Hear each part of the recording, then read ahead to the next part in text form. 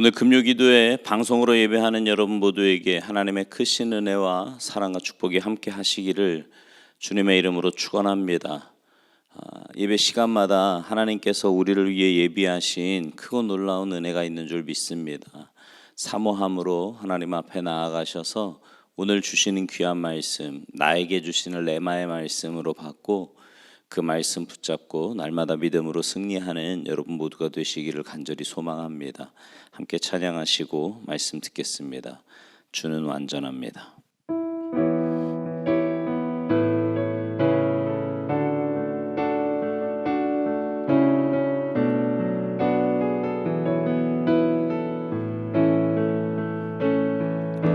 주여 우린 연약합니다.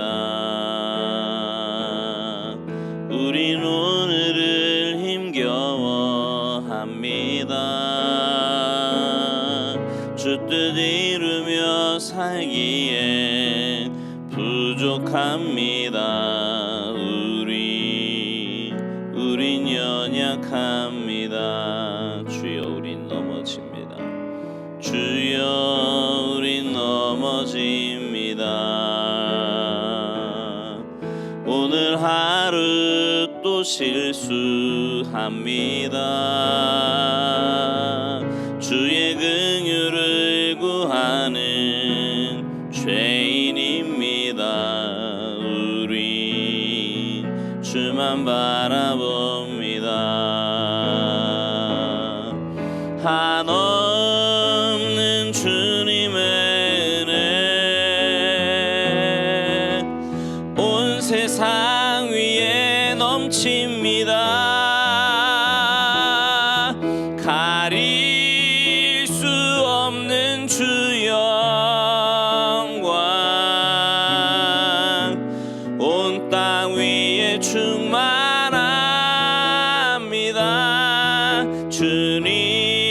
주님만이 길이오니 우린 그 길 따라갑니다. 그날에 우릴 이루실 주는 완전합니다. 한없는 주님의 은혜, 한없는 주님의 은혜 온 세상 위에 넘칩니다. 가릴 수 없는 주 영광 온 땅 위에 충만합니다. 주님만이 길이오니 우린 그 길 따라갑니다. 그날에 우릴 이루실 주는 완전합니다.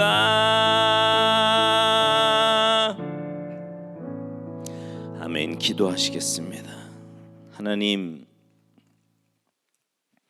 참 연약한 저희들입니다.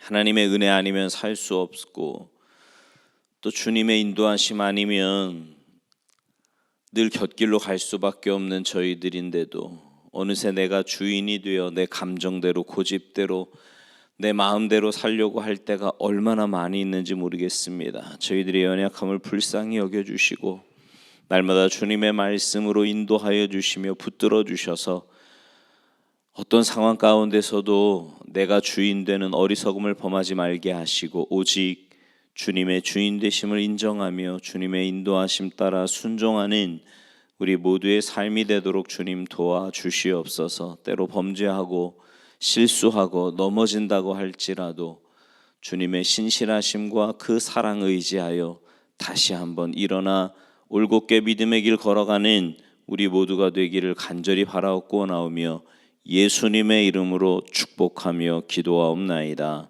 아멘. 오늘 이 밤 우리에게 주시는 하나님의 말씀은 사무엘하 24장입니다.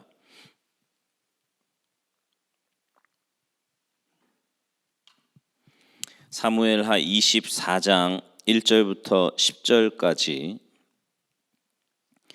사무엘하 24장 1절부터 10절까지 제가 한 절, 여러분이 한 절씩 교독하시겠습니다. 여호와께서 다시 이스라엘을 향하여 진노하사 그들을 치시려고 다윗을 격동시키사 가서 이스라엘과 유다의 인구를 조사하라 하신지라.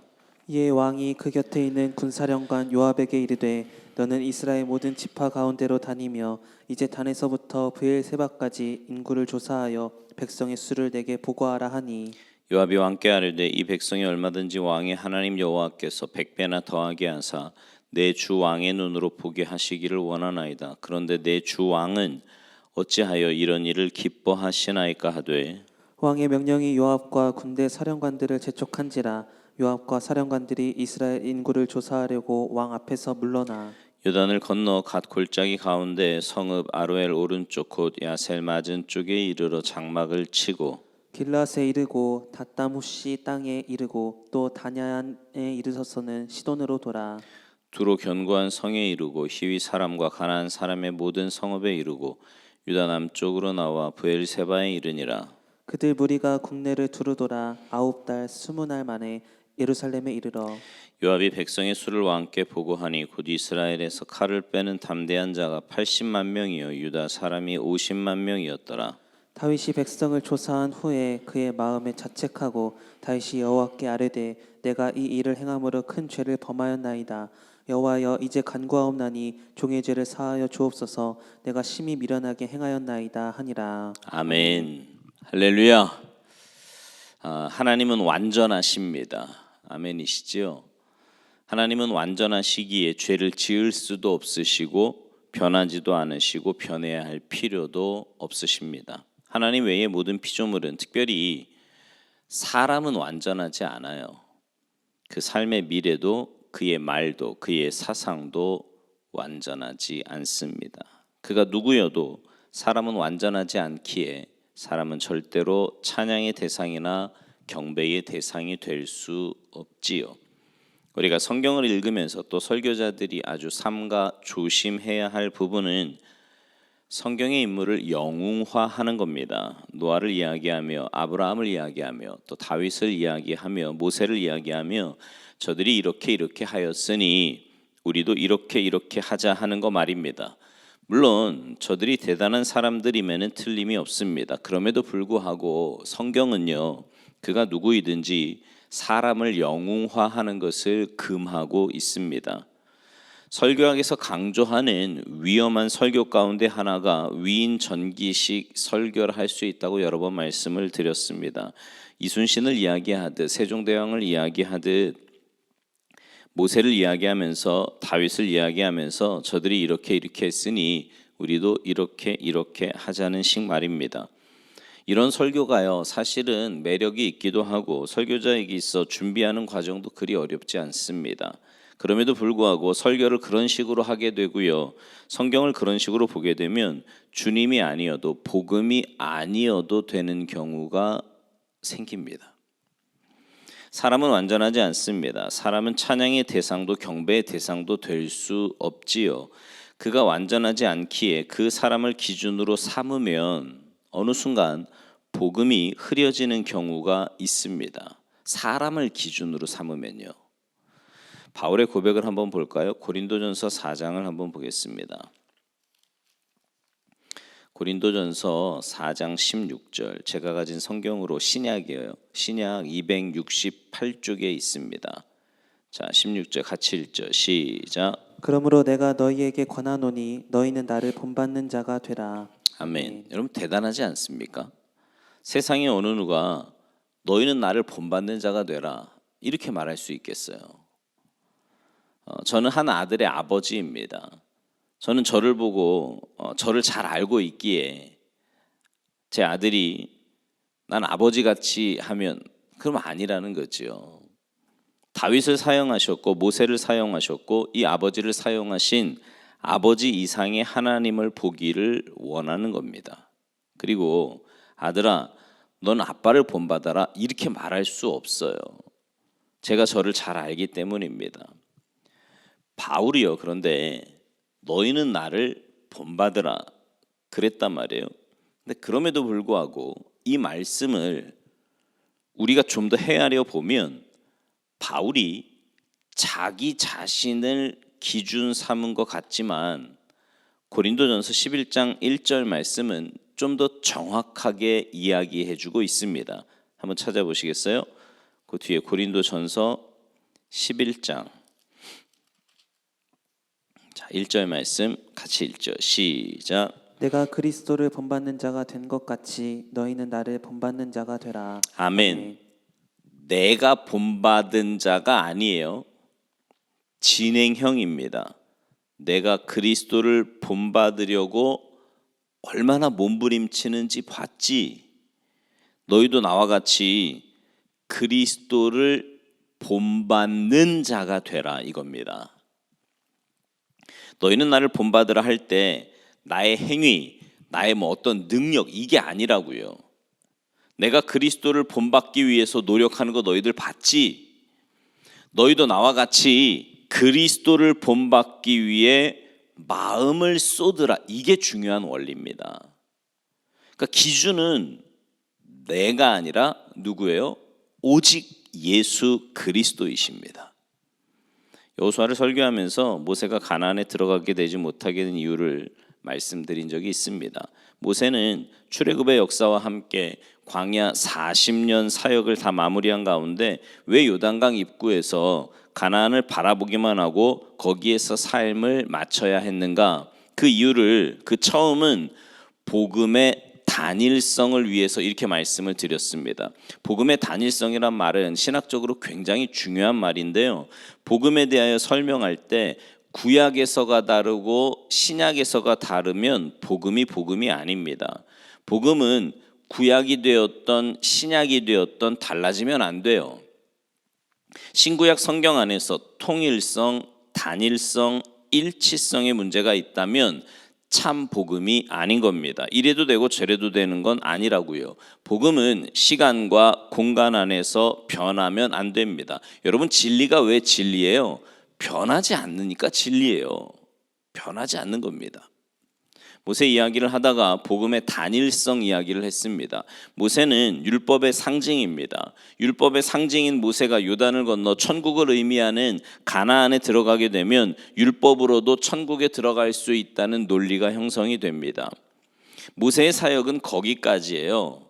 그리고 구원자의 이름의 뜻을 가진 여호수아가 모세를 이어 요단을 정복하고 가나안 정복의 사명을 감당하게 되는 겁니다. 잘 아시는 대로 참고로 여호수아의 이름의 뜻은 예수와 같이 구원의 의미를 가지고 있습니다.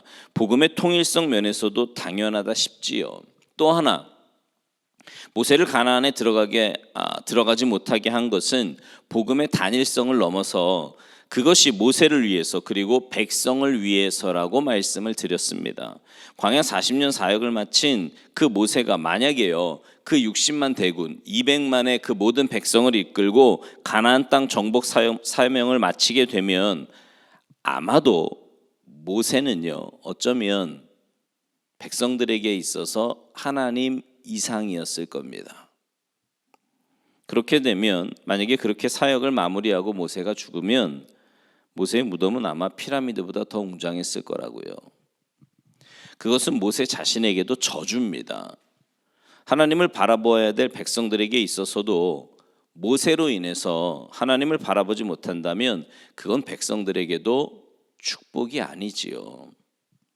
우선은 보기에 모세를 일찍 데려가시는 것이 한없이 아쉬운 것 같지만 전 우주를 섭리하시고 전 시간을 섭리하시는 하나님 앞에서 결국 그 뜻을 헤아려 알고 보면 하나님의 섭리는 지금은 이해가 안 되지만 참으로 오묘하고 귀하다 말씀을 드릴 수 있습니다. 사람을 영웅화하는 것은 위험하다 말씀을 드리는 가운데 계속해서 말씀을 드리고 있는데요. 더 위험한 것은 자신을 영웅화하는 겁니다. 자신을. 이렇게 말씀을 드리면 자신을 영웅화한 사람이 누가 있어요?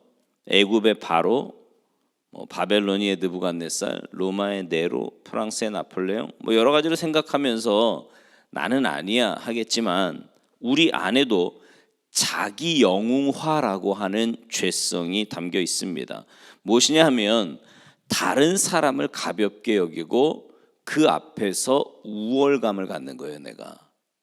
근데 여러분 그거 아세요? 이게요, 이 우월감과 자격지심은요, 동전의 앞뒷면과 같아서 나보다 좀 못한 사람이다 싶으면 내가 그런 우월감을 갖지만 나보다 좀 괜찮은 사람이다 싶으면요, 자격지심을 또 가져요. 자존감과 우월감은 다릅니다. 자존감은 하나님 앞에서 가지는 마음으로 나도 귀한 만큼 너도 귀하고 너도 귀한 만큼 나도 귀하다. 이게 자존감이에요. 그러나 우월감은 나 자신의 부족을 알면서도 상대를 비판하고 깎아내리면서 자기 자신을 세워나가는 안타까운 방식입니다. 우리 모두는 그가 누구이든지 끝까지 겸손해야 되고요, 끝까지 삶과 자신을 살필 수 있어야 합니다. 우리가 혹시 다른 사람보다 건강하다면, 우리가 다른 사람보다 물질적 여유가 있다면 누구보다 재주가 좋거나 관리를 잘해서가 아닙니다. 특별한 은혜를 입은 거지요. 이 안에는 하나님의 기대가 담겨 있고 말입니다. 나는 괜찮아, 나는 걱정 없어, 스스로 자기 자신을 자신하게 되면 시간의 차이만 있지 스스로 안에 무너질 수 있는 경우들이 얼마든지 있습니다. 다윗은 대단한 사람입니다. 우리가 계속해서 보지 않았습니까? 하나님 마음에 맞는 사람 다윗, 왕 중의 왕 다윗, 골리앗을 이긴 사람. 그럼에도 불구하고 다윗은 완전한 사람이 아니었습니다. 그가 완전했기에 하나님께서 그는 내 마음에 맞는 자라고 하신 게 아니다 말입니다. 특별히 우리는 다윗이 완전하지 않음을 어디에서 보느냐? 사무엘 11장에 나오는 우리아의 아내 밧세바를 범하는 그 범죄의 과정을 봅니다. 아, 그가 완전하지 않았구나. 또 하나, 오늘 본문 사무엘하 거의 막바지에 이르렀는데요, 다윗이 인구조사를 하는 어리석음 속에서 그가 완전하지 않다는 것을 봅니다. 다윗은 통치 말년 솔로몬에게 왕위를 넘겨주기 전에 인구조사를 하게 됩니다. 어쩌면요, 여러분, 이 인구조사는요, 전체 인구가 얼마가 되든지 그 중에 군대로 동원할 수 있는 젊은이는 얼마가 되는지, 무기는 얼마가 되는지, 어떤 무기가 있는지 이런 것들을 살피는 것은 어쩌면 왕으로서의 통치 행위에 당연한 것이라고 볼 수 있습니다. 그렇지 않습니까? 그저 하나님을 믿기에 솔로몬아 네가 왕해 이러고 끝낼 수는 없는 거잖아요. 지금 이 나라의 상황은 이렇단다, 이 나라의 국력은 이 정도야, 이렇게 잘 살펴서 물려주는 것, 이거 당연하다 싶은 거 아닙니까? 그런데 왜 인구조사가 범죄로 보여지고 있는 걸까요? 왕으로서 당연한 통치 행위가 왜 하나님 눈에는 이것이 범죄로 보이느냐 말입니다. 그것은 어쩌면 다윗의 인구조사의 동기에서, 그 인구조사 동기에서 우리는 하나님의 마음을 읽을 수 있을 것 같습니다. 하나님은 중심을 보시는 하나님이라 그랬어요. 그 중심을 보시는 하나님이 당연하다 싶은 그 인구조사의 동기를 보신 겁니다. 중심을 보시는 하나님이다. 이것은 하나님 스스로의 소개 아닙니까? 다윗을 왕으로 기름 붓는 과정 속에서 사무엘에게 하나님이 하나님 자신을 소개하시니 잘 아시는 대로 사무엘상 16장 7절입니다. 찾아보죠. 오늘 본문 앞에 사무엘상 16장 7절 같이 읽겠습니다. 시작. 여호와께서 사무엘에게 이르시되 그의 용모와 키를 보지 말라. 내가 이미 그를 버렸노라. 내가 보는 것은 사람과 같지 아니하니 사람은 외모를 보거니와 나 여호와는 중심을 보느니라 하시더라. 아멘. 하나님은 뭘 보신대요? 중심을 보신답니다.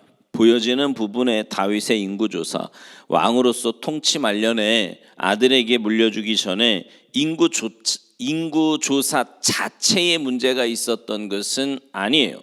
그런데 중심을 보시는 하나님 앞에 그 동기가 문제가 되었습니다. 뭐예요? 오직 하나님께 영광이어야 하는데 한 생애를 마무리하면서 그의 모습이 어떠하든지 주님이 하셨습니다. 주님이 하실 것입니다. 하나님께 영광이어야 하는데 갑자기 자신이 이루었던 업적, 내가 이 정도야, 야, 이 정도는 이루었구나, 이거 하고 싶은 거예요. 주변의 왕들에게 그리고 역대 어떤 과정 속에서 내가 이 정도야 하고 싶었던 거지요. 이거 사울이 했던 잘못 아닙니까? 어떤 거예요? 전쟁의 승리 후에 자신을 위해서 기념탑을 쌓는 그 잘못 말입니다. 하나님이 이기게 하셨는데 하나님은 없고 기념탑 쌓고는 내가 이 정도야, 내가 이겼어, 이러는 겁니다. 웃기는 거지요. 이것이 사람의 마음에 있지 않습니까? 예를 들어서 제가 좀 더 하나님의 큰 일을 감당하기를 원하는 가운데 하나님의 큰 일을 하고 싶어. 뭐가 문제겠어요? 그런데 그것이 오직 하나님께 영광이고 복음이 아니라 내가 이 정도야, 이 양념이 섞인다면 이건 온전한 바가 아니라는 겁니다. 큰일도 할 수 있어요. 여러 가지 것들을 할 수 있지요. 근데 문제는 뭐냐면 그 동기가 뭐냐 말이에요. 동기가. 사람 마음속에는 교회 공동체 안에서 그리고 하나님의 일을 하는 가운데 내가 이 정도야, 나와 세상은 간곳 없고 구속한 주만 보이도다여야 되는데 구속한 주만 보이는 게 아니라 자꾸 내가 보이는 거예요. 자꾸. 네. 왜 구제하려고 해요? 왜 선교하려고 합니까? 왜 남을 도와주나요? 왜 교회 일을 합니까? 나를 자꾸 드러내기 위해서 하는 그런 경우가 있단 말이죠. 자신의 업적을 자랑하고 싶고 자신의 업적을 뭔가 남기고 싶은 겁니다. 참 우리 교회는 감사하게 그래도 하면서 거기다 자기 이름 새기고 이런 거 별로 없어서 참 감사한 것 같아요. 근데 어느 교회 가보니까요, 아주 난리도 아니에요. 덕지덕지 붙어 있어요, 이름들이. 왜요? 자기가 했다 이거지. 자기가 했다 이거지. 하나님이 다윗의 중심을 보셨습니다. 다시 말씀드려요. 다윗의 왕이 말년에, 인생 말년에 인구조사, 그거 당연한 거예요. 단순히 인구가 얼마인가가 아닙니다. 군대 수가 얼마가 되는지, 무기가 얼마나 되는지, 우리나라 힘은 얼마나 되는가, 강력한, 어쩌면 당시 세계에서 가장 강력한 나라로서 당연하다 싶은데 너 이거 범죄야. 왜요? 동기가 문제가 있었습니다. 무엇이었다고요? 내가 이 정도, 내가 여지껏 일평생 해놓은 게 이 정도. 그 다 누가 주신 거예요? 하나님이 주신 거잖아요. 그럼 하나님께 영광 이러면 되지. 어느 순간 하나님께 영광, 끊임없이 고백했던 자신의 삶에서 역사하셨던 하나님보다 내가 이 정도야 하고 싶은 거지요. 목사도 마찬가지입니다. 하나님의 일을 할 때 아주 삼가 살펴야 할 것 중에 하나가 뭐냐면 끊임없이 자신을 쳐서 복종시키면서 자기 자신을 내려놓는 겁니다. 일반 기업이나 일반 사회, 정치는 내가 이 정도 할 수 있어요. 내가 할 수 있다고요. 왜냐하면 거긴 하나님이 아니니까. 그러나 적어도 교회에서, 적어도 하나님의 나라가, 하나님의 사람이 내가 이것으로 방향을 잡으면 누이 좋고 매부 좋고 하나님도 좋고 나도 좋고 아니라 말입니다. 안 돼요. 오직 하나님입니다. 우리의 모든 일은 오직 하나님께 영광, 하나님이 하시는 거예요. 그런데 다윗의 인구조사를 하나님이 허락하시는 겁니다. 그 동기에 문제가 있다는 것을 아시면서도 어떻게 해요? 자, 오늘 본문 1절을 좀 같이 읽겠습니다. 사무엘하 24장 1절 같이 읽죠. 시작. 여호와께서 다시 이스라엘을 향하여 진노하사 그들을 치시려고 다윗을 격동시키사 가서 이스라엘과 유다의 인구를 조사하라 하신지라. 아멘. 자, 이 말씀을요, 그냥 이렇게 읽어보면 멀쩡한 다윗의 마음을 하나님이 격동시키셔서 인구조사를 하게 하신 것 같지만, 그죠? 그렇게 보이잖아요, 꼭. 근데 아닙니다. 하나님은 이미 진노하셨고, 진노하신 하나님은 다윗을 격동시키사 인구조사를 하게 하셨다라고 했는데요. 다시 말씀드리면 그냥 가만히 있는 다윗의 마음을 격동시킨 것이 아니라 다윗이 이걸 강하게 원하고 있는 거예요. 강하게. 물론 이것에 대하여 지금도 신학적인 논쟁은 있습니다. 이 말씀을 바라보는 시각에 대해서 논쟁이 분명히 있어요. 그러나 우리가 성경을 볼 때 부분에서 해답이 보이지 않으면 전체의 눈을 가지고 보는 것은 굉장히 중요합니다. 전체의 틀에서 그 부분을 빼서 뭐가 언어가 어떻고 외경이 어떻고 이런 식으로 접근을 하게 되면 이것이 이단화되어 버리는 경우가 있기 때문입니다. 다윗의 마음에 인구조사를 할 마음이 없는데 전혀 다윗은 그런 마음 없어요. 늘 그냥 하나님께 영광 이루고 살았는데 지금도 그러고 있는데 하나님이 그 마음을 막 격동시키셔서 인구조사를 이게 아니라 말입니다. 사람이 강력하게 원하면 하나님이 허락하십니다. 똑똑한 사람은 에덴 동산 이야기를 하면서 이렇게 말합니다. 하나님은 왜 선악과를 만드셔서 사람으로 하여금 죄를 범하게 하셨는가? 하나님을 문제 삼지만 아니에요. 하나님은 사람을 동물처럼 본능적으로 또는 기계처럼 창조하지 않으셨습니다. 태연만 감아주면 주인님 사랑합니다 이런 식으로 창조하지 않으셨다고요. 그 마음의 원함, 선택을 하게 하셨어요. 그리고 그 선택의 책임 또한 자기가 지는 거고요. 자기가 선택했으니까 자기가 그 책임을 지는 거다 말입니다.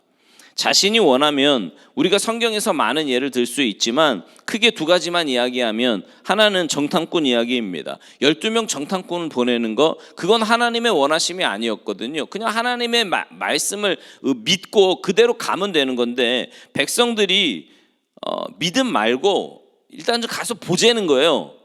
확인해 보자는 거죠. 알아보자는 겁니다. 저들의 원함에 허락하십니다. 오케이 가 그럼. 그러나 대가는 톡톡하게 지불을 하게 됩니다. 그죠? 40년 광야 생활을 하게 됐으니까요. 또 하나 발람의 예를 들 수 있습니다. 하나님의 백성을 저주하라는 요청이 들어옵니다. 발람이 그런 이야기하지요. 안 됩니다. 나는 여호와 하나님의 백성을 저주할 수 없습니다. 그러자 왕은 많은 뇌물을 가져다 주면서 저주하라고 이야기를 해요. 안 된다고. 별것을 가져와도 난 그리할 수 없다고. 세 번째, 왕이 더 많은 뇌물과 그리고 나중에 자신의 나라로 오면 모든 삶의 완벽한 준비를 해주겠다는 소리에 그만 발람이 넘어가 잠깐 기다려보라고 내가 하나님 앞에 기도로 물어보겠노라고 그러면서 이렇게 묻습니다. 하나님, 내가 저들을 따라갈까요 말까요? 알아요 몰라요? 알잖아요 답은. 근데 왜 물어요? 묻더라 말입니다. 묻는 이유가 뭐예요? 가고 싶은 거지요. 하나님이 가라 말씀하세요. 왜요? 마음이 이미 기울어졌으니까. 인구조사를 해라. 하나님이 허락하셨다고 해서 면죄를 받은 것은 아닙니다. 우리가 내 마음의 결정을 내리고 고집을 피우고 내 마음의 결정을 내리고 기도하면 응답도 그런 식으로 오게 됩니다. 여러분, 내 마음에 원하면 그렇게 기울어지면 그렇게 응답이 온다니까요. 다윗의 마음을 격동시키사 인구조사를 하게 하신 하나님, 인구조사할 마음이 없는데 격동시키신 게 아니에요. 어쩌면 이것은 하나님의 은혜인 것 같습니다. 왜요? 그 마음을 사탄이 이용하기 전에 그 다윗의 기울어진 마음을 사탄이 이용하기 전에 하나님께서 잡으신 겁니다. 같은 시험도 마귀가 주는 시험과 하나님이 주시는 시험은 다르지 않습니까? 마귀가 주는 시험은 멸망이 목적이에요. 그러나 하나님이 주시는 시험은 하나님이 합력하여 선을 이루사 결국은 그를 일으키시고 회복시키시고 다시 세워주시는 겁니다. 여러분, 하나님이 다윗의 마음을 격동시켰다? 없던 마음을 그렇게 하신 것이 아니라 하나님이 그 마음을 허락하신 겁니다. 왜 그런 거 있잖아요. 고난도 시련도 저절로 있어진 것보다 하나님이 허락하신 것으로 믿으면 축복이 될 수 있다고요. 실수가 없습니다. 그 하나님은 실수가 없으시다고요. 하나님 왜 그랬어요? 이렇게 묻고 싶지만 여기 올라올 때까지 끝까지 참고 내 마음에 안 들어도 말도 안 되는 일이 내 삶에 펼쳐져도 실수가 없으신 그 하나님, 실수가 없으신 하나님, 그 하나님을 또 외치고 또 외치고 또 외쳐야 합니다. 다만 하나님은 다윗이 인구조사를 하기 전에 기회를 주세요. 기회를 주세요. 3절, 오늘 본문 3절 말씀 같이 읽습니다. 시작. 요압이 왕께 아뢰되 이 백성이 얼마든지 왕의 하나님 여호와께서 100배나 더하게 하사 내 주 왕의 눈으로 보게 하시기를 원하나이다. 그런데 내 주 왕은 어찌하여 이런 일을 기뻐하시나이까 하되. 아멘. 여러분, 바뀐 것 같지 않습니까? 요압이 이런 짓을 하면 다윗이 어허 무슨 말이냐 믿음으로 이 일에 설득해야 될 것 같거든요. 그런데 다윗이 그 마음을 딱 빼앗기고 나니까 요압이 설교를 하듯이 왕이요, 여호와께서는 지금까지 왕에게 은혜를 베푸셨고 앞으로도 더 크게 역사하실 겁니다. 그런데 왜 왕은 이런 일을 하려고 하십니까? 이렇게 말이죠.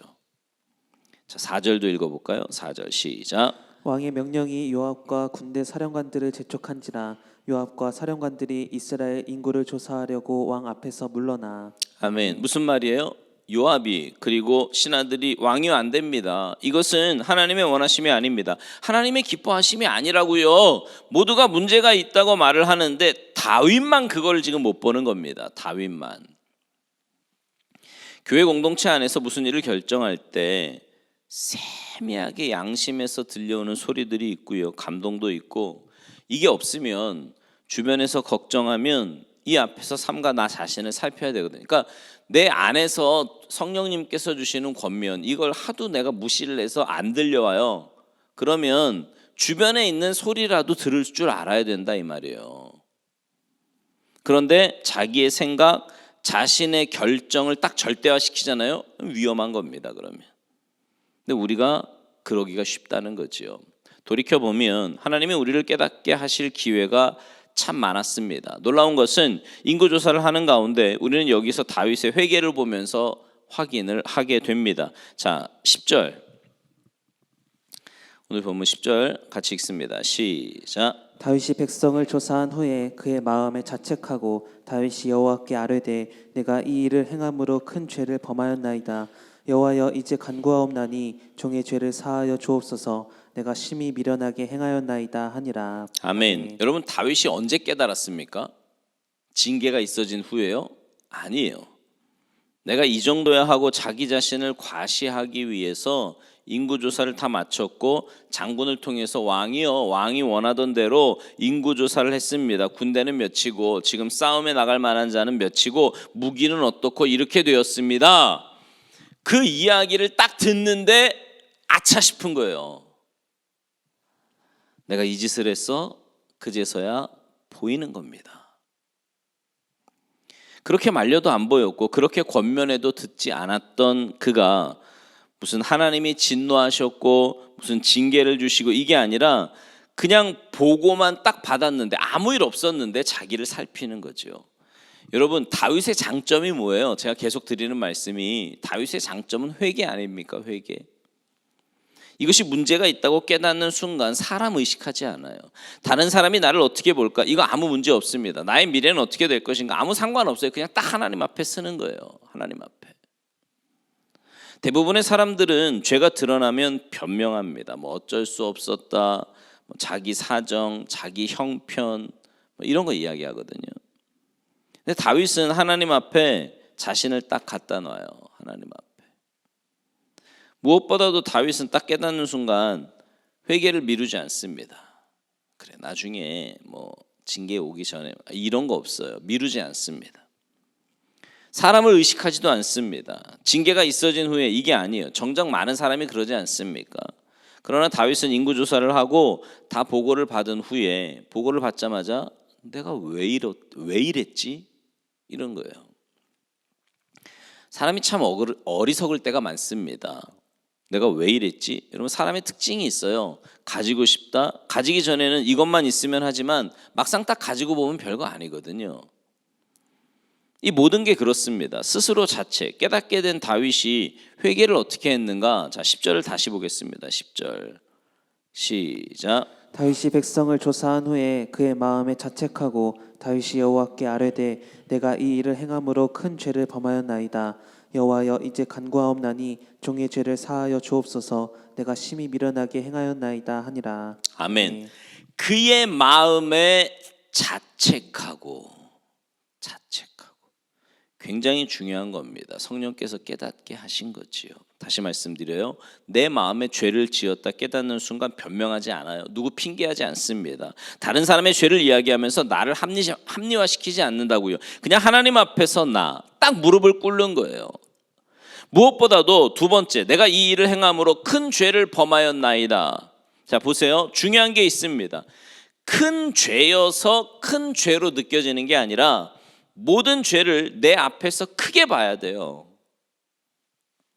그만큼의 은혜가 있어야 된다고요. 여러분, 은혜가 있으면 있을수록 오히려 작은 죄도 크게 보이는 거 아세요? 이거 뭐 별거 없잖아, 이 정도 가지고, 이게 아니라 내가 큰 죄를 범하였나이다. 죄를 가볍게 보는 것은 스스로 속는 겁니다. 내가 큰 죄를 범하였나이다. 우리가 우리의 삶 속에서 순간순간 허물이 있고 문제가 있을 때 스스로 합리화하여 내가 이 정도는 누구야, 이게 아니라 내가 큰 죄인입니다, 내가 큰 죄를 범하였나이다, 하나님 앞에서의 나를 보는 거지요. 여러분, 이 행위 자체가 아닙니다. 근본적으로 자기 자신이 문제가 있음을 보는 거예요. 지금 이 행위 자체가 아니라 근본적으로 내가 문제가 있음을 보는 겁니다. 이렇게 고백할 수 있다고 하는 것이 얼마나 큰 은혜입니까? 그래서 우리의 삶 속에서 어떤 이렇게 말하는 것, 이런 것에서 그 작은 부분에서 아차 싶었던 것에 대해서 내가 이렇게 문제가 많습니다. 하나님, 나의 잘못이 너무 큽니다. 뭐 나 정도면 깨끗하게 살았지, 이 정도 안 하는 사람도 있어. 이게 아니라 내가 큰 죄를 범하였습니다. 다 죄뿐입니다. 그 고백 가운데 하나님, 종의 죄를 사하여 주옵소서, 이렇게 기도합니다. 결국은 하나님과의 관계 속에서 자기 자신을 표현하는 거지요. 나는 하나님이 아니면 안 됩니다. 나는 하나님이어야 합니다. 내가 하나님 말고 다른 곳에 마음을 빼앗길 수가 없습니다. 그냥 나의 죄가 아닙니다. 종의 죄를. 여러분, 이 부분을 우리가 이렇게 표현합니다. 다윗이요, 자기 신분에 대한 확신, 늘 다윗은 자기 자신을 정상적으로 소개할 때는 주의 종이에요. 하나님의 종으로 자기 자신을 표현합니다. 우리가 이렇게 살아가면서 언제나 자기 자신을 표현할 때 주의 종, 하나님의 종, 이 부분을 놓아버리면 안 됩니다. 종의 죄를 사하여 주옵소서. 나는 하나님이 아니면 안 됩니다. 하나님의 은혜가 필요합니다. 고백하는 거죠. 이제 다음 주 정도에 이 사무엘, 오랜 시간 달려왔던 사무엘 상하 설교를 마무리하게 될 건데요, 그때도 어떤 다윗의 연약함을 보게 될 겁니다. 그러나 분명한 것은 다윗은 그 범죄의 과정 속에서 깨닫고 하나님을 놓지 않는 겁니다. 마치 아이들이 엄마 하듯이 내가 아무리 잘못했지만, 문제가 많지만 엄마 나 어떻게 하고 문 열고 들어가서 엄마 자녀로 자기 자신을 고백하듯이 나는 하나님의 종입니다. 내가 큰 죄를 지었나이다. 마귀가 우리에게 주는 마음은 뭐예요? 이까짓 거 아니에요. 모든 죄를 크게 보는 겁니다. 누구보다 내가 큰 죄인이 되는 거지요. 오늘 20절 말씀에서 정말 강조하고 싶은 부분입니다. 딱 깨닫는 순간 하나님과의 관계 속에서 자기 자신을 표현해요. 나는 하나님의 종입니다. 그리고 이 종의 죄를 사하여 주옵소서. 내가 큰 죄를 지었나이다. 하나님 앞에 나 자신을 비추어 보니 내가 큰 죄인이고 많은 것이 부족한 겁니다.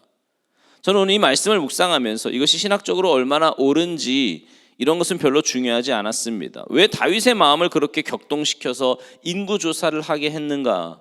사탄이 마음을 이용하기 전에 합력하여 선을 이루실 하나님의 섭리 안에서 결국은 다윗을 깨닫게 하고 돌아오게 하실 섭리 가운데 인구조사를 허락하셨던 그 하나님을 보면서 다윗을 포기하지 않고 끝까지 꼭 쥐고 계셨던 그 하나님의 은혜가 보여지는 겁니다. 이 안에서 뭐가 보여져요? 나의 나 된 것은 하나님의 은혜로라.